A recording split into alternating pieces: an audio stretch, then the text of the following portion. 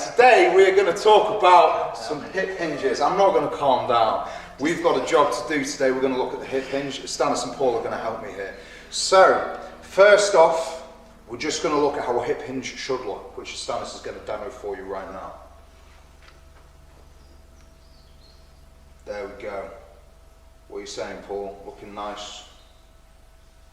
Straight enough. We'll check with the points. So to test a hinge, to see if it is kind of sitting how we want, to see if all the points are working where we want them to be, we can take a pole, a bar, whatever we have going around, broom handle, and we just check the points there.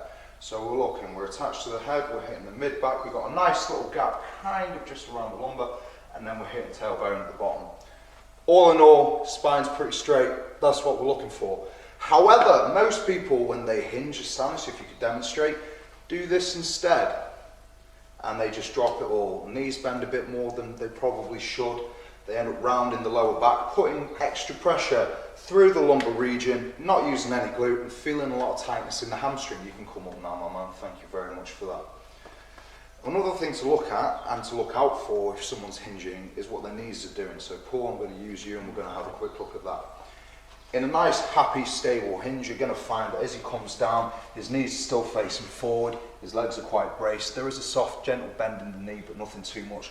Unfortunately, what we see a lot of the time, though, is these turn in a bit. This is normally because of a lack of glute activation, and those butt cheeks just aren't pushing anything out. We also tend to find that the hips are being tight in there too.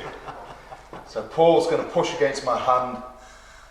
Bit more arse in that, isn't there? Yeah, I ain't pushing anything out now.